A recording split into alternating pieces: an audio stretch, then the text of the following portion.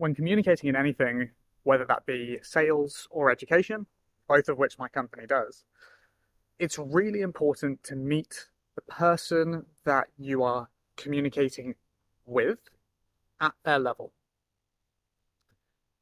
Big words sound smart, and local jargon, so that's words specific to an area or a particular section of expertise, is really useful for speed and clarity of communication only when both parties are very aware of what those things mean. If you're in a service-based business, generally, you're not working at the same level as the client. Otherwise, they probably wouldn't need you. It doesn't go for every business, but for most, that's going to be the case. And so what we have to do loads of times in our sales calls, we help educate the client about what is a good way to learn something. And in the context of maths at school, which most people have a negative association, it can sometimes not hit home. And so just today, I had to relate it to football as an example. So the way that we go through and we explain this is what we do and how we get our crazy results, is that something you would buy into? Does that sound like it would be effective for you? It's a whole different video to talking about features instead of the outcome. But nonetheless, sometimes they just hear maths and they're like, nah, I don't want to do it.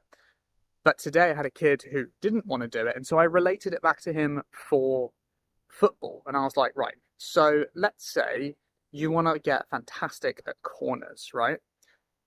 What we do for 6 weeks is we focus on the fundamentals of a corner. So things like free kicks, corners, intercepts for passes, all that sort of stuff, because they're all related. We wouldn't do 1 week on corners, 1 week on goalkeeping, 1 week on defense, because it just doesn't add up.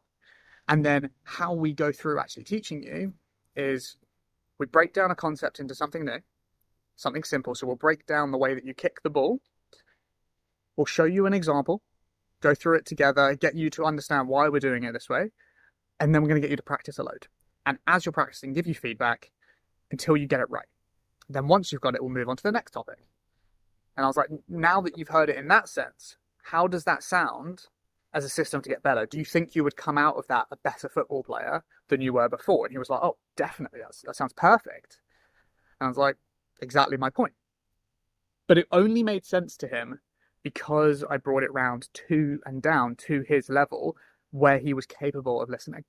And so this is another, I can go off on a tangent here towards sales. It's really important in sales that the prospect has to be ready for your service. And today, that same kid wasn't ready. And so then I spent another 10 minutes or so with his mum after the kid had gone, just explaining that we're not the right fit for him yet, because he doesn't really want to be there. And I didn't want to force him into something and then him quit and have a nasty interaction. So I said, if it turns out that like the time pressure leading up to the exam is what gives him a kick up the bum, awesome. Or it might end up having to be that he has to fail first. Because like right now he is going to fail. He's not willing to do something, so it's not going to get better.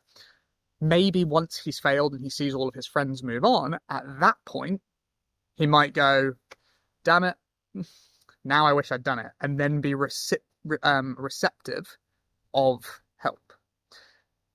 But like the first stage of what was it? Like getting over addiction is to admit that you have a problem. And he was in the denial stage of being like, don't have it, don't want a solution, I just want to do something else. And that's okay.